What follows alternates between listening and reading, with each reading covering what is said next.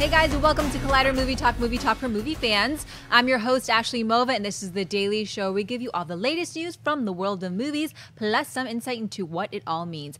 Leading off the show today is Mark Ellis. Welcome one and all to the best movie news show in the entire galaxy. Hope everybody had a great weekend. Thanks to all the fans that came out to the Comedy Store to watch me back home in Los Angeles. On today's show, Wonder Woman 2, could it be in peril? Metal Gear Solid gets a Kong-size upgrade, and we learn how to pronounce hostiles. Hostiles? Hostiles, right? We agreed on hostiles. You can be hostile to someone, but if you see a bunch of people who are scary, they are hostiles. Oh my gosh, what do you think, Jon Schnepp? House tiles. That's the thing that she... House tiles. That's the new... It's going to throw me off. Thanks, everybody, for Designer Con coming out this weekend. It was amazing. It was so crowded that it's moving to Anaheim next year. What's up? Go next year. It was amazing. I also hear the mannequin himself, Kristian Harloff. Hashtag dolls and tanks. Oh! If you understand that, you watched my carpool video this morning. I do those every morning right before this show here. I like that athletic move as your new intro. Yeah. That's old school wrestling. That's good. All right. Kristian Harloff's here ready to wrestle. Jon Schnepp, fresh off Pasadena. Ashley Mova, you had a nice weekend, I'm assuming, as well. Yeah, I did. See any movies this weekend? I did. I saw two of them. I saw Thor and I saw Bad Moms. All right. And which one did you like better? Because we talked about this. You know what? It could have been the alcohol, but you know, I think that Bad Moms. Well, we'll talk about it in the box office. We gotta wait for it. Oh, a little bit of foreshadowing for all you writers out there. Our first story is what? If a new report is to be believed from Page 6, Gal Gadot is refusing to return for Wonder Woman 2 unless Brett Ratner and his RatPac-Dune Entertainment production company are removed from the follow-up. Warner Brothers announced a December 2019 release date for Wonder Woman 2, with director Patty Jenkins finally closing her deal to return as well. At this time, the validity of the report is unclear, as Gadot was already contracted to return for a Wonder Woman sequel, though she could certainly fight to get out of the contract if WB refuses to remove Ratner. Mark, what do you think about Gal Gadot possibly holding out of playing Wonder Woman in the sequel over Brett Ratner? Well, if this rumor is actually true, and everybody this weekend was covering it primarily as a rumor, but it does speak to something that could be going on in Hollywood right now where you wonder where the power shift is. I mean, just look at the movie Wonder Woman. It came out, it was such a box office and critical success that now Patty Jenkins suddenly had more clout to negotiate a higher contract. So if you look at the history of Hollywood from its inception all the way to where we are now, where men have had so much power, not even just talking about dollars and cents, but also in being able to snap their fingers, make decisions, and greenlight things. Patty Jenkins now getting equal pay to her male counterparts who also make blockbuster movies. Now you look at the star of Wonder Woman, and she is going to be calling the shots, particularly in a case like Brett Ratner, and saying, I don't want them involved. Schnepp, it raises a lot of questions about who really has the most leverage when you consider Wonder Woman, and I would argue that Gal Gadot might not have had as much to do with the success of the first Wonder Woman as Patty Jenkins. However, she is the most vital part. If you only had one person that you needed to return for Wonder Woman 2, I would say it would be the star over the director. We got Patty Jenkins locked in now, and now in order to make this movie, it appears from this rumor that we need to ditch Brett Ratner's production company. Is that going to be the right move? That has to be the only move. Having seen Justice League, all I can really say is Wonder Woman is one of the stars outside of the Flash. They both steal the movie.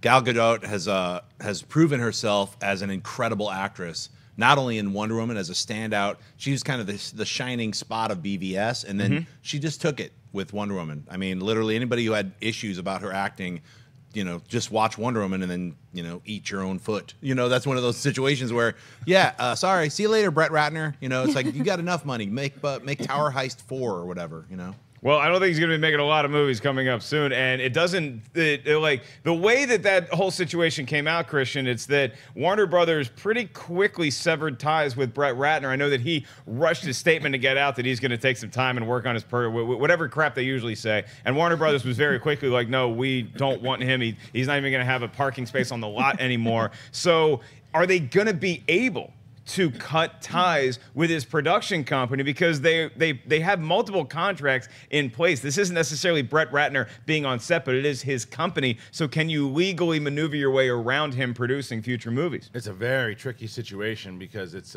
not as easy as just saying you're out of here, because what they did is they pretty much made that publicly seem like they were doing that at first, but then Gal Gadot is saying, well, you know what? No, he's still involved because his production company is still involved. He's still profiting for work that I'm doing. He's still profiting for work Through RatPac. that Patty Jenkins is doing. So as long as he's profiting, I do not want to help him profit. That's the message. So as far as like stars getting the power, no, that's not what's happening here. This is a particular not one time, but a particular circumstance with everything that's happening today, climate-wise, that this is a move that is a strong move, that is the right move to do. However, Warner Brothers is now called into the spotlight, and Warner Brothers now has to say, well, we thought we got out of this thing because we said, all right, well, you just kind of collect your check on the side. We'll get you out of here. You're no longer part of this anymore. But the star of the movie is saying, I'm not going to do it if he's still involved. So what they're going to have to do is it's going to be expensive for them. They're going to have to pay him off. They're going to have to come to an agreement to say, here's what we are going to pay you to get you out of here if they want Gal Gadot to stay, and they should, because exactly what you said. If you notice, just in the marketing when they switched, the first trailer you saw at Justice League was not Gal Gadot heavy. The movie comes out, and the whole thing is Gal Gadot heavy. And from what I hear, the movie's pretty Gal Gadot heavy. So it would make sense to them to find a way to, cut some kind of deal with it. Well, yeah, Schnepp, in a world where there's so much confusion as to what movies are on the DC or the DCU slate, we don't know if Ben Affleck's ever going to be Batman again. Right. We're wondering about all these future standalone movies. You would think Gal Gadot would be the primary person you need to lock down. Yeah, especially with Flashpoint. We're already hearing she's going to be in that. If they do a second Justice League, and obviously they're doing a second Wonder Woman. So, I mean, look, I mean, it's a no-brainer. I mean, Warner Brothers just has to pay for the entire film. That's what RatPac is, like a co-financing deal. So they pay for some of it. So it might be easier than what we were talking about, Kristian, where it said they'd just be like, look, you can produce these other movies that have nothing to do with Gal Gadot, and we'll finance those ourselves. It could be that simple, or it could be incredibly complex. Yeah, look, we don't have the contract that RatPac has with Warner Brothers in front of us, and even if we did, I still got to get through all those just released JFK documents before I get to that. It's probably a thick stack of paper. I don't know if they have a morals clause with somebody that if you sign this, you have to be somewhat of a good citizen. News reporters, anchors, I learned this when I went to college, is that they all sign contracts with whatever network they broadcast the news on, and it says certain things in their morals clause, that you can't be out getting hammered at 3 a.m. and yell stuff at people because you are representative of the community to a certain extent. I don't know if they have that with a production company or the head of a production company, because it's not as simple as Warner Brothers saying, hey, don't worry, we'll foot the bill for this movie. That's Warner Brothers telling RatPac-Dune that you're not going to be making anything off this movie because we do not want you involved. So I agree with Kristian, Ashley. I think that there is going to have to be some sort of ownership buyout here. But when you look at Gal Gadot staying up and saying, I don't want this, she had some sort of mysterious illness a couple weeks ago, right before the Brett Ratner news hit, because she was supposed to be at an awards gala with Brett Ratner, and for whatever reason, she wasn't able to show up. So I think this is her taking another step and saying that we're not going to take this anymore. I love her doing this, and I think that people have to know that there are consequences to your actions, and if all this news comes out and nothing is done about it, what was the point of even the news coming out? So I think this is the perfect movie and the perfect person to be making this statement. I love this, and I hope it really works out. Wonder Woman, a shining beacon for us all. Justice League coming out this weekend, by the way, so get excited, everybody. And now we move on to another story that unfortunately does not quite get us out of this moral dilemma. According to a report from Variety, after director Ridley Scott, Imperative Entertainment, and Sony Pictures decided to replace Kevin Spacey with Christopher Plummer in the upcoming All the Money in the World, experts are telling the trade that the reported cost will be at least $2.5 million. The price tag comes after the creation of new trailers, posters, in-theater materials, and additional campaigns, along with the 8 to 10 days of reshoots. Variety says that Imperative Entertainment will shoulder the financial burden in order to keep the film's December 22nd release date. Kristian, thoughts on the $2.5 million price tag for moving Kevin Spacey from All the Money in the World? Worth it. Worth it. Probably the best $2.5 million you're going to pay, because here's how this is. This was a no-win situation, because if you're looking through it and you see that this movie has Oscar written all over it, if you're the studio, if you're putting it together, you're Ridley Scott, there's no way Kevin Spacey gets nominated for an Oscar. There's no way. It's impossible. Your movie is pretty much, you're scrapping it. So what you need to do then is reassess and say, okay, we can do an unprecedented move here. and reshoot all of his scenes, get Christopher Plummer, who actually looks the part too, by the way, we don't have to use all the makeup. We can do this, take the shot that we've done this already, spend the 2.5 with the understanding that we know what we're doing here. We believe in this thing, because if the gamble pays off, it's a gamble. If the gamble pays off, that's 2.5 to get it back in there, because everyone's eyes will now be on this thing even more so because of the press of what they did, the unprecedented move. And if they're able to pull it off, if Plummer's able to give a kind of performance that knocks it out of the park, the 2.5 goes away with nominations and more people going to see it and the understanding of it getting out to the public. It's a gamble, but it's a gamble worth taking. Yeah, Schnepp, I think this is pennies on the dollar. Contrary to the title of the movie, it's not going to make all that much money at the box office, but this is such a positive swirl of news around it, coming off the fact that you had to jettison Kevin Spacey's entire performance. People love Christopher Plummer. The Sound of Music, he won a statue for beginners. Everything he's done in between. Now you put him in this, and I know that this studio all along wanted to make a huge Oscar push for Michelle Williams' performance in All the Money in the World. Mark Wahlberg is also in it, so you do have some name power to this. If you spend $2.5 million, let's say you spend double that. Let's say you spend $5 million to do all these reshoots, to get Christopher Plummer in there, the movie is going to make that money back, because a lot of people may not have heard of All the Money in the World. More humans have now, and I think they're going to be intrigued, if by nothing else, the morbid curiosity of, can you pull a shoot like this off in such a small amount of time and still hit your release date to get award consideration? Yeah, and I like that Ridley was like, we're not going to do any CG replacement. We're going to actually just shoot it practical. So that's also the fastest way to do it. As they shoot, they can edit, they can pinpoint all the scenes and just redo them and cut them into the movie, because it was isolated scenes. It's weird, though, that Christopher Plummer, I think there's another Plummer in the film, and I don't know if that's his actual grandkid, the kid who's playing the grandkid. Look it up on IMDb. It's another Plummer, same spelling of the name. I don't know if they're related or not. He went 2 M's instead of the MB, like the occupation? Yes. So it's a yes, he's not a plumber. Yeah, that would be weird. He's just like, oh, it's weird. He's just the plumber. These two guys named Mario and Luigi. They're in the movie. But yeah, it makes total sense. I mean, it does sound crazy. They're like, it's coming out in a month, but it take all the money you need to make it, to make this right. Because I think with all of these situations, Louis C.K.'s film not coming out now, all these, I mean, now we're hearing about Andrew Kreisberg from the Arrowverse. They had to lock him down and be like, look, we're going to investigate all these allegations. I mean, it's a pretty horrible situation every day to hear about all these different things, and it keeps hitting home. Like, if you love comedy, if you love superhero films, doesn't matter what you love, you see this. I'll tell you what, though, it is a horrible thing to see certain people you thought were heroes. Yes. But it's also a very encouraging thing right now. Oh, yeah. Because this stuff has been going on for a very long time, and it was never out there. Now it's like, boom, boom, boom, boom, boom. It's like, if you think about it, as like, hopefully, if you're a creep on a leash, you're gonna go, wait a minute, I'll just sit in my basement and be a moron. I'm not gonna go out into the public, because now there's repercussions. Yeah. Back in the day, there wasn't. There is now. So I'm glad it's all coming out, but it's still sad to see heroes you once thought were heroes actually be scumbags. Yeah, had a lot of conversations this weekend about it. I mean, I was at the Comedy Store, and there was, I talked to myself in my basement, and but one of the main takeaways is that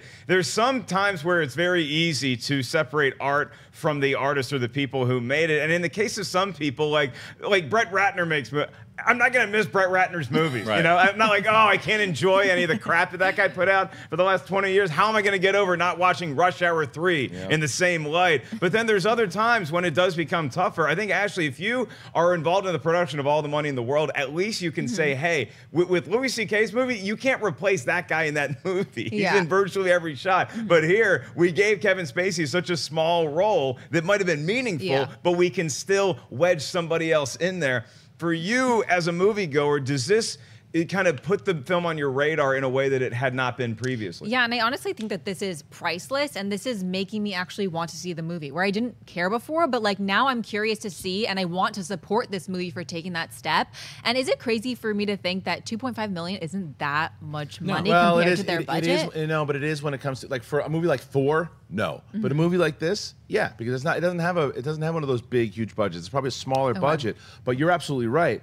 That's publicity. Yeah. That's 2.5 $5 million that's probably went into publicity because a lot of people didn't even know about this movie or that it existed. And now, oh, that's the movie they replaced Kevin Spacey with. So you're absolutely right. Yeah, I'm looking at the chat room right now, and Mike Cat, Louis C.K. didn't get permission, okay? Check your facts and come on back to us. Let's move on to the box office report. This is everything that went down this weekend, including the movies that Ashley saw and what her blood alcohol content was at the time. She giggled at one of them. I didn't bring a breathalyzer with me, though. It's Monday and time for the weekend box office report. With an estimated $56.6 million this weekend, Thor Ragnarok dropped just 54% in its second weekend, snagging the #1 spot a second weekend in a row. Daddy's Home 2 took the #2 spot with $30 million, beating other newcomer Murder on the Orient Express, which took the #3 spot with an estimated $28.2 million from 3,341 theaters. A Bad Moms Christmas took the #4 spot with an estimated $11.5 million, and Lionsgate's Jigsaw rounds out the top 5 with an estimated $3.4 million, pushing the film's domestic total to $34.3 million. Schnepp, thoughts on the weekend box office? Well, it's nice to see Thor maintaining a steady #1. It deserves it. It's an incredible film. If you haven't gotten a chance, go see that film. All the rest of them, I'm a little disappointed that Daddy's Home 2 made so much money. How soon we forget. Hey, what did you guys think of Daddy's Home 2? And I saw. Well, the review's up on the Schmoes Know YouTube what'd channel. you say about it? Here's what Christian and I experienced when we were at Daddy's Home 2, which luckily we didn't have to pay for, is that for the first 20 minutes, Christian was itching in his chair and really wanted to leave. And I was like, nah, dude, you got to stay till the end. And then about an hour in, I'm like, dude, I really want to leave. And Christian's like, nah, dude, you got to stay till the end. You made it this we far. hung in there. We were in the foxhole together with Daddy's Home 2. But Christian, it seems like audiences wanted to see all. I mean, there's a lot of stars in the movie. You know, here's the thing though with this one is that I'm not. It's not one of those things like, why are you seeing these movies? This one tricked you. This one tricked you Because the first one was really good. No, well, I liked it. Well. I never saw the first one, but I did hear. I know Christian. I heard a lot of people were pleasantly surprised by Daddy's Home, the first one, and the second one. The trailers made me laugh, so they sold the movie very well, and I think that's why you see such a huge box office return opening weekend. It was, and I think that's. But even though I hated the first one, a lot of people liked it for sure. But I don't think a lot of people feel that way about this one. This one is atrocious. Wow. It's atrocious. And I've said it on this show when I saw the trailer, I was down. I wanted to see it. I wanted to see how they were going to do it. I thought that I always knew it was a PG-13, but I thought because with Mel Gibson and John Lithgow, they're going to try to do like a Bad Santa type thing. Right. It's all pratfalls and fart jokes, and it's stupid. But Thor hitting 56, good for Thor. It's going to be, it already is probably the most profitable Thor movie. That's going to be out. It makes sense. Murder on the Orient Express. Again, that movie to me, I wanted a little bit more, but I'm glad that it's still $30 million for that movie. Is not too bad. 26, whatever it was, 28. And then the other two, whatevs. Hey, can I ask you guys? You saw Murder on the Orient Express. Certainly, yeah. Is it like Clue, like a modern day Clue? No, that's what I wanted it to be. Okay, it's not. That's what I wanted to be. First 15 minutes, yes, and then it stopped being Clue when it should have stayed being Clue. Right. Yeah, I still really enjoyed the experience of watching Murder on the Orient Express. It's nothing that's, I think, as memorable as it could have been, but that's the one that I'm really interested to see because I do think Daddy's Home 2 has a chance to have some legs here because we get into the holiday season and people want a Christmas movie. You also see evidence of that with Bad Moms Christmas still pulling in over $10 million at the box office. Thor Ragnarok is a monster. It's getting great reviews. I think word of mouth has really helped Thor Ragnarok. I think people saw the trailer for it and they surmised there's a lot of comedy in here, but it's one of the best comedies of the entire year, and I would couple that with Bad Moms Christmas. So it's a good time right now if you want to go laugh at the movies. Just try not to get into Daddy's Home 2 when you walk in. I'm not even kidding around. I would put Thor as one of the best comedies of the year too, and that's not a bad thing. Yeah, absolutely. Ashley, so you saw Bad Moms Christmas. You saw Thor Ragnarok. Your hot takes? Okay, well, I went into Thor expecting that I was going to love it because everybody loved it, and it was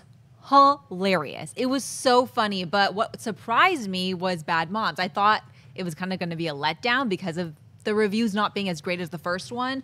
I thought that it was hilarious too. Like, it was so funny, but I'm kind of sad for Murder on the Orient Express. I wanted it to do better, I guess. That's pretty good. 28. I think it's just like a crowded weekend for it to come out. I don't know what I expected, but I'm really excited to see it still. Well, it does take place in a snowy environment. There's trains. Maybe kids will think it's the Polar Express Part 2. It cost about $56 million to make, so it made $28 million. But again, I'm just wondering what it does this weekend when you have two juggernauts that are going to be in theaters. You still have your Thor Ragnarok left over. Then you have that little Justice League movie coming out. Will there be any room for Murder on the Orient Express to be successful, gentlemen?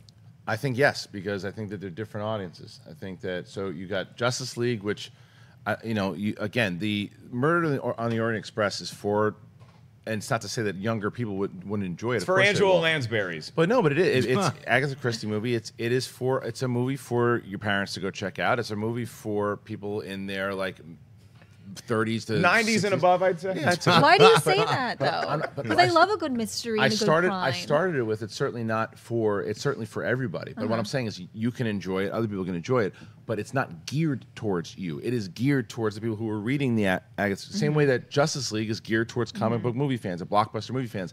It's not to say that 60 or 70-year-olds can't enjoy Justice League. Of course they can. But it's the way that the movies are geared towards, and I think that movie is going to be out again.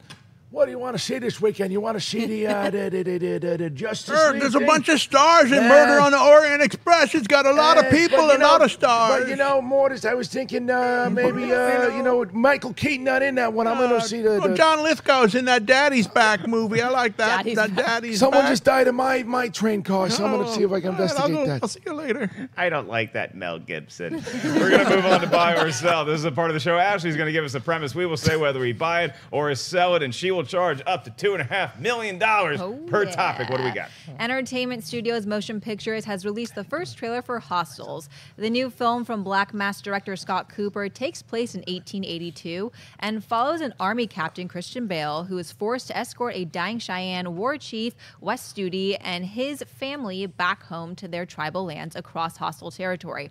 You can read the TIFF review now on Collider.com, with the film set to open in limited release on December 22nd before expanding in January of 2018. Mark, buy or sell the first trailer for Hostels. For Hostels, this is a huge buy for me. Count me in and count the Academy in as well. Comes out December 22nd. It's going to be getting that award consideration.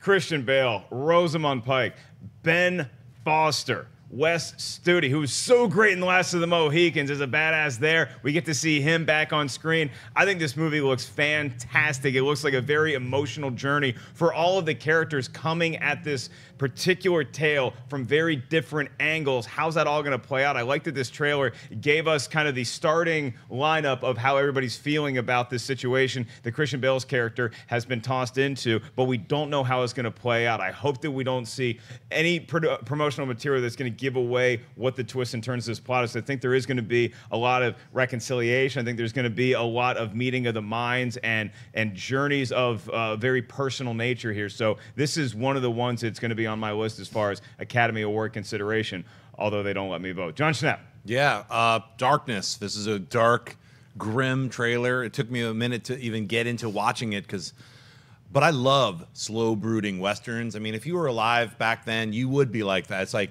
you would be me if we switched the chains. Like, I could just see the parallels where they're running with the storyline. So it's an all-star cast. I can't buy this enough. It's, I love it. Christian, you watched the trailer. How did your family feel about you watching the trailer? Well, it took a while to get there. I think that's one of the things that people need to realize is that I work for these trailers. Meaning that when I told Mark's like, why didn't you watch trailers? You got the notes last night at like 4 p.m. I go, yeah, with grocery shopping and everything else that I'm going on in my life. But this morning, took my phone. It took me 25 minutes to watch it because my daughter interrupted me about 50 times. But I did finish it, and I loved it. Right away, a big buy. Right away, I thought of 3:10 to Yuma because of the Christian Bale and Ben Foster relationship. But then I did absolutely think about Last of the Mohicans the second I saw Wes Studi. I also thought underrated performance by him is in Heat, Michael Mann's Heat. He played Al Pacino's partner in crime. So I love Wes Studi, and I love that he's going to be in this film. This movie does look dark. I mean, just the director, you look at his past work, and it's another collaboration here with Christian Bale. Yeah. They know each other well. They work together well. It's definitely going to be like a slow burn. You can tell that for sure. But sign me up. I'm good to go. Could you potentially say you're going to the grocery store and then sit in the car for 2 minutes and cue up the trailer there when you're just by yourself? I would rather do a carpool video on my dashboard than to actually work. Next story. No, we're gonna see Ashley's take on Hostiles. Oh, okay. Well, you guys, I was bored as hell. Hostiles. Hostiles. I don't know. However you want to say it. Hostel's somewhere you stay. We talked about this for like 30 minutes I wasn't before there. the show. Hostile. I was eating. Hostiles, hostiles. Hostile. I was bored as hell. I'm sorry, guys. I'm just gonna sit in my own little imaginary haters corner. I was bored as hell. Like twice, I thought, "Oh, this looks really sad," and I feel awful. But for the most part, I was bored. Sorry. Rosamund Pike talking about death and how she wishes it would come. Turns out it's a I was comedy. bored, man. I can tell it's going to be a slow Slapstick burn, and I'm comedy. already falling asleep. It is going to be a slow burn. I want to see a running time on this too. I mean, this could be one of those, the shooting of the guy by the coward Robert Ford. The assassination of Jeff. That's a great It's film. a great movie, but it's like a 9 great hours. So it's an amazing It's a great movie. score. It's so long. I don't care. Look, yeah, it could have been 4 hours. I'm I would with have you. loved it. Give me a good movie. I don't care if it's a slow burn. That's the thing. Here's the difference. My problem with the Murder on the Orient Express is that it started off funny and it started off like really moving for me, and then it got slow. And I'm not talking about like a slow burn where I'm like invested. It got boring. There's a difference between boring and a slow burn. A slow burn is like we're leading up to something. We're getting involved. We're there. I don't care if it takes 2-3 hours to get there. That's fine as long as I'm invested. Yeah. This movie looks like I can get invested from start to finish. I don't mind slow burn. Yeah, it's building. Just the trailer alone builds that dark mood, and then as you see, the characters are all, intertwining and burping at the same time.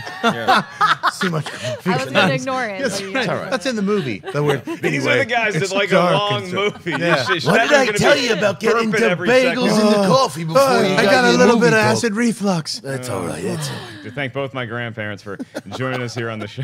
Christian loves 3-hour movies. He can't spend 2 minutes watching a trailer. Well, that's the only time I can get away. Interesting. That in the bathroom. I get away in the bathroom. Well, we better get to the next story then. Variety reports that Jurassic World and Kong Skull Island screenwriter Derek Connolly has come on board to write Sony's big screen adaptation of Metal Gear Solid. He reunites with his Kong Skull Island director, Jordan Vogt-Roberts, who's attached to helm the movie, though a release date has not been determined. Connolly has also written scripts for Jurassic World, Fallen Kingdom, and Star Wars Episode 9. Christian, buy or sell Derek Connolly writing the Metal Gear Solid movie for Sony? Well, I'll buy it. I mean, it's same take before. By the way, I didn't love Kong Skull Island, but I did love Kings of Summer, which he directed, and so I think he's a really great director, and I still think that there's more that he can do. And I want to see. And I know we're talking about the screenwriter, but I always, when it comes to the screenwriter, I always have to give it. Really put the spotlight on the director, because the director is the one that's going to be working with that particular script, and he's the one that's going to be bringing that script on. So if Jordan believes that this script is the one that he wants, this is the guy he wants to write the script, then I'm going to buy it, because I do believe in him as a director, and I think that Kong Skull Island had a lot of problems, and I know that we normally do the judging on the last movie, but I'm gonna give it a mulligan, and I'm gonna say that maybe this is the one that he takes, and this guy could be the one that writes it. Yeah, Schnepp, you look at it, it's interesting, and I don't know if you were aware, I think that Derek Connolly, the writer, did go to Miami, so I don't know if that changes your viewpoint. Went to Miami? Yeah. I think that you have Kong Skull Island, and I like that movie. I really enjoyed watching it. My issue with it, Schnepp, was that you didn't have a whole lot of backstory with any of the characters, and with Metal Gear Solid, it is such a immense world, and people love this. They love Metal Gear, so they're going to show up in full force, and they want a great movie, and they're not going to accept anything less.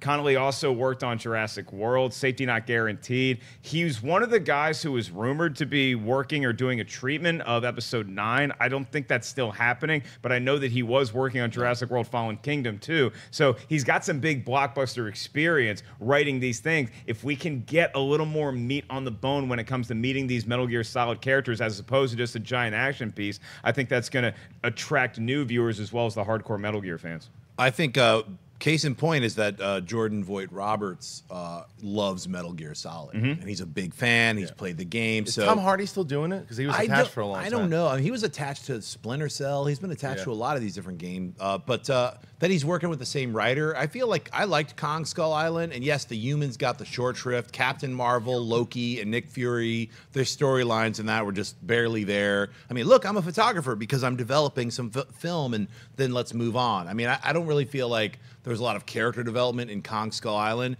but yet that didn't really affect whether I liked it or not, because all of the stuff involving Kong was great, and that's why I was going to see the film.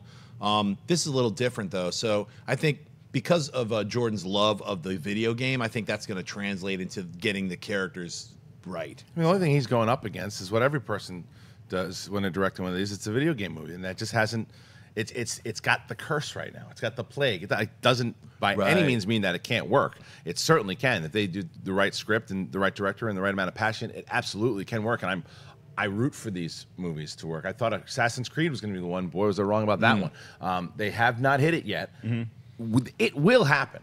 Eventually, it will happen. Is this the one that's going to do it? I don't know. This one feels like this could do it even more so than Tomb Raider. This one is like, just because if you go Google Jordan and listen to his comments like a year or so ago about Metal Gear Solid, and you'll get a lot of confidence. Stay true to it. Yeah, you feel like at some point that like video game adaptation fans are going to start feeling like Chicago Cub fans, where it's like you just keep saying, they keep showing up every spring. They're like, no, this is going to be our year, and then it just doesn't work out. But hey, the Chicago Cubs, they won the World Series. Maybe Metal Gear is your 2016. And you guys are right. Jordan Vogt Roberts is a huge fan. He's quoted as saying Metal Gear Solid is probably the most important franchise to me on the planet. He respects it. It's a genius, idiosyncratic work, and that he doesn't want it to turn into a G.I. Joe or a Mission Impossible. The Metal Gear Solid is its own thing, and he wants to respect that. He also said something really interesting, that he wants to make the version of the movie that is most true to what it needs to be. So if that's a Deadpool or a Logan where you go smaller budget and get an R rating, that's great. Or if it does have a bigger budget and you need to expand it to PG-13, Roberts thinks it can work in both avenues. So I think he's probably working with Derek Connolly and the studio on which version of that there is. It'd be interesting to see if Connolly wrote this hardcore R script and the studio's like, we can't really do it R like that because there's so many younger people that want to go see a Metal Gear Solid movie. But as of right now, we're going to give it a very tentative buy, I think, across the table. So we'll see how it plays out and when Metal Gear Solid actually has more announcements as far as cast coming up soon. We are going to go to mailbag and live Twitter questions, so go ahead and start tweeting us at Collider Video. Ashley Mova is going to be monitoring the tweets. In the meantime, I want to remind you guys that continuing today, as we do every weekday for the last couple weeks, and we'll continue for the next month or so, is the top 50 superhero movies of all time. We have a very special one that is dropping today. I believe it's the number 43 slot, and needless to say, it might be a little controversial. It actually, that's right, it came out already, so just be respectful in there. Remember that it's just opinions. All movie is subjective, and I hope you can respect our wishes. It should be way down the list. It should be like in the 20s. And then we also have our spoiler review of Thor Ragnarok up and a non-spoiler review of Murder on the Orient Express. And there's going to be a whole lot of good Justice League content coming your way from Collider Video and Schmoes Know this weekend. Jon Schnepp? Heroes today as well.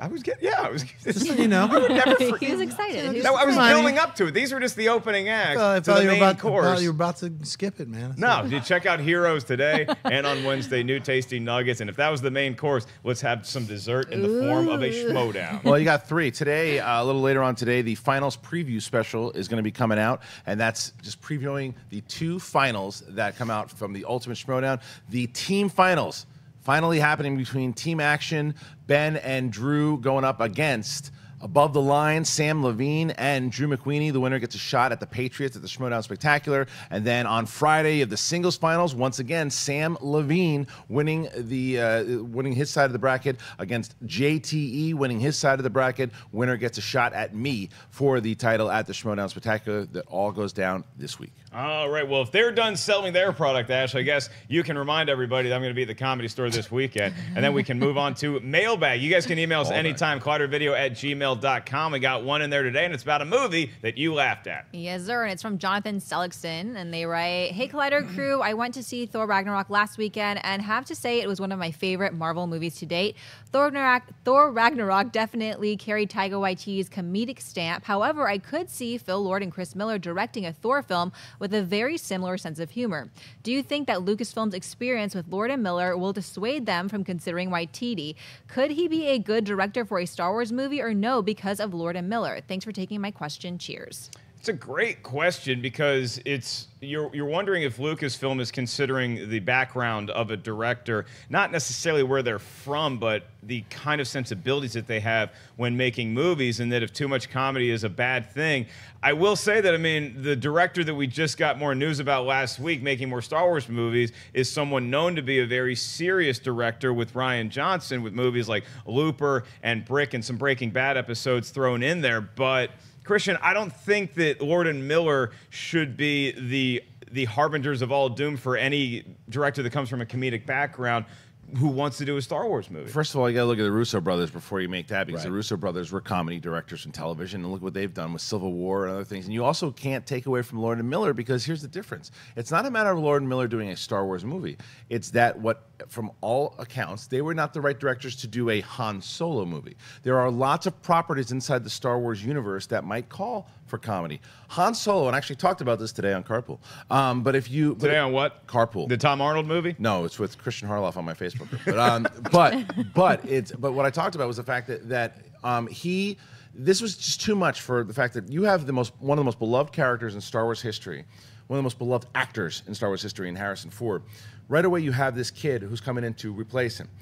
By throwing comedy and shifting a new tone onto this kid and onto us as an audience, it was a very risky move to try to do, and it's not the move that they wanted. It's not the move that Lucasfilm wanted to do. It's a narrow landing to get it in there. Now, for the arguments of, well, you knew what you were getting with Lord and Miller, not necessarily, because you could say the same thing. Well, you knew what you were getting with the Russos, but they turned in a product that everybody was happy with. They weren't happy with the product.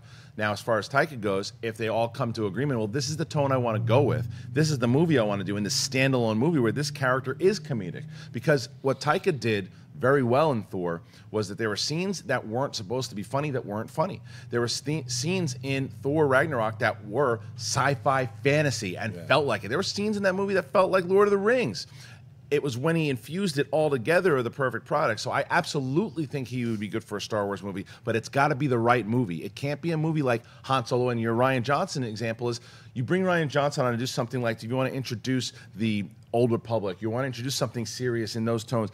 He set that up, it looks like he did in Last Jedi, so that's my take on it. Yeah, Schnepp, I almost look at this like it's like a relationship, and there's the questions you ask on a first date, there's questions you wait until the third date. What my experience working with Lord and Miller, if I'm Lucasfilm, would caution me to, and this is something that I would ask Taika Waititi on the very first meeting, is how much improvisation was on Thor Ragnarok, and how much would you want to do in a Star Wars movie? Because I agree with Kristian, Lucasfilm didn't know what they were getting with Lord and Miller in terms of people who wanted to go off book and go off script so much, because they had a script that they wanted to shoot with Lawrence Kasdan. So as long as Waititi would be cool with, hey, this is what we wrote, this is what we want to do, and we can't really go too far off the page here, then we're cool with you making our movie. Yeah, I mean, when you hire Taika, you're hiring Taika, and I feel like that's, you know, Kevin Feige's been really smart about getting different auteur directors like James Gunn and giving them a franchise and giving them enough freedom to flex and make the film that they want to make, and it's still within the framework of the Marvel Cinematic Universe, which, as we see now with Thor Ragnarok, is quite expansive. I mean, I love Thor Ragnarok. I'm going to see it a third time this week. It's fantastic. Taika should be directing the Salacious Crumb trilogy.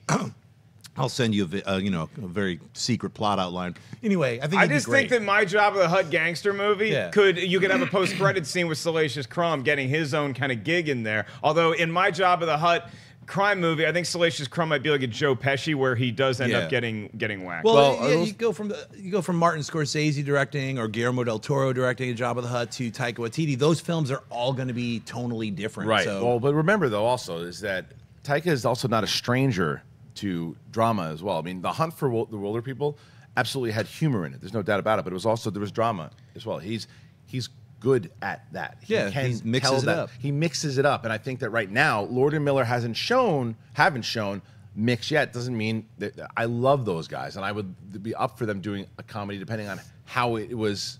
You know, a buddy comedy in the Star Wars universe of characters we don't know yet. If you can set it up to where it works and it's still taken, it's a tricky situation. But I think he is better suited for Star Wars than they are. It's hard for me to say that he's better suited because I didn't see what Lord Miller wanted to do. I'm saying know off that the they body had of free work. reign, I'm saying but- body of work that I've seen so far. If you compare the body of work of them as opposed to him, his movies have had an element. Like you look at Thor with the fantasy sci-fi, what he was able to do. You look at Hunt for the Wilder People with the twist of What we do in the with shadows drama. and Hunt Very for the funny, Wilder yeah. People would be a lot harder to sell me if I hadn't seen Thor Ragnarok, because you said it right. Like there are moments of pure like ripped out of a Frank Frazetta painting, Yeah. like some of the most amazing images of anything I've ever seen in the Marvel Cinematic Universe comes from Thor Ragnarok. Yeah, so, yeah. I think hats off. there's a few scenes in the first Lego movie that are actually very emotional. Hang on, that's not part of the And- Marvel Cinematic Universe. Yeah, I know, but Lord Miller doing that thing. So Schnepp, I would argue that for all the great hair that Princess Leia has, Salacious Crumb has some of the best hair in the entire Star Wars galaxy. Christian, is there a Star Wars character currently in existence that you think Taika Waititi would just be perfect for directing their feature film? Yeah, and it's an offshoot because it's not necessarily that much humor in it, but it's Cad Bane. Cad Bane is a character that I think that in that side of that world of the bounty hunters and inside certain characters that he could bring to life, I think that watching him do a movie centered around Cad Bane but bringing in new bounty hunters with those type of scoundrel type characters, he would do very well in. But there's a lot of things he could do that I think would work. I would love to see. Now that you said that, that sparked me to be like, why not have him like do a whole thing with all the bounty hunters and like think have they're a gonna do that in that TV Korg-like show. Bosk character? You know Yeah. what I mean? That could work. The name Cad Bane sounds like a rival high school quarterback. You got to go up against He's one of in the best Varsity Blues characters. too. That No, cha- yeah, that I know that the character word. needs to he needs to come back into his feature film, man. Yeah. He's so good. The evil Cad Bane or the good Cad Bane. Ashley Mova, let's do some live Twitter questions, and we are going Okay. to call it a day on one of the greatest movie talks of all time. Thank you. This question comes from Wyman Sipple, and it's hilarious. He writes, I'm curious, what are the odds the studio could make Kevin Spacey pay the $2.5 million if the allegations are true? This is all his fault. 0%. Yes, they are all his fault and his doing over many years of salacious behavior. I don't know that you're going to be able to 0%. goose the guy for $2.5 million. I don't think that's how the world works, unfortunately. In a perfect world, if this is monopoly money, yes, then if you pay the crime or you do the crime, then you should have to pay up whatever you owe to people around you. I think it'd be nice of Kevin Spacey if he wanted to kind of change the way he's been living his life for the last 30 years and do something good for humanity. It's not going to happen, Christian. 0%. I mean, it's just that you can't. Right now, like you said, even if he's not proved, it's allegations. Even though there's been tons of allegations throughout his entire career, and enough to where they're like, no, we're good. It's just you can't. And plus the fact that a lot of the allegations come from years upon years ago, so then it could be thrown back onto them. Well, you knew about this when you brought them on, so it's too tricky. It's too tricky to do. It's just, I'm telling you, Ashley hit it on the head before when it is a matter of this is free publicity. Even though they're paying 2.5 whatever, they're paying 2.5 million for great publicity. That's the way you got to look at it. That's the loss. Yeah, it's the same thing with the House of Cards, because now House of Cards they're just gonna write that character out of the show. They're gonna not kill him canceling off. it anymore. I think they're gonna kill him off, and then they're gonna have somebody Fantastic. else step up. But I mean, Robin I think Wright, man. before Kevin Spacey starts ponying up $2.5 million, maybe just a I'm sorry card to the entire cast and crew of House of Cards would be in order. Right. Yeah, well, I mean, he's also not going to pay for his Gore Vidal film that Netflix. It's already in post production, so they finished shooting it. That's how many millions, and that's canned. So. All right, well, we'll do one more live Twitter question. Ooh, just one more. Okay. Ben Solo writes, over under Justice League opens with 120 million. Over. Yeah, I'm thinking around 135. Yeah. I'll say 138 opening weekend. I'm sticking to what I said last week. What'd you get? It was like 139 or something. It's like, I think it was 138. I'm gonna Look go it up. I I'm can't going- remember. I'm we going. tying? Yeah. I'm going over what I said before. I think it's due about 140. Okay. I think it's due 140, and I think that I think because the length of the movie, I don't think it matters. Like even if critics come out tomorrow or whatever it is and give it a 45%. This is the Avengers of DC. Yeah. There's going to be too many people that want to see this movie, and rightfully so, and it'll do pretty well. Yeah. Ashley Mova, we got two 138s, I believe, and then we got a 140. How much is Batman and the gang going to make? I'm not a opening betting weekend? girl, but I think it's going to easily make 120 million. What's it called in gambling when you just say it's going to be over? Push. Oh no. It's like I don't want to say Over-under? the number. I just want to bet that it's going to go over. You think it's you think if I set the over under at 135, and you say Okay, 135. I'm going to say over. Oh, Saying I'm going to over? say over. Over Yeah. 135? Yep. All right, I'm going to say Oh, you can't change it. 137 and a half. No, I'm not going to. okay, so you and I are riding. What I tell you about 138. changing those bets? I just thought I could do it. They while lost we're you live. your house back in I'm only 82. 139 and a half. Tons of bitches. Nice to be back at the horse track. Thank you guys for tuning in to this episode of Collider Movie Talk. I want to thank the entire crew for such a great, hard-working ethic and everybody up here on the table for coming to play with their various characters. Thank you to Petey. Thank you to No, that's whoever not those. the- No, That's It was not those different. characters, Mark. that was Morty and Sal. Get them together. Morty and Sal. For Morty, Sal, on. Ashley, Mova, I am merely Mark Ellis. We will see you guys tomorrow for another episode of Collider Movie Talk. Good night. Hey everybody, Mark Ellis here. Thanks for watching this episode of Collider Movie Talk. You want to watch more? Then click up here, or you can click right here for more great content from Collider. And if you haven't subscribed to Collider Video, do so right now and share this vid with your friends. Thanks for watching.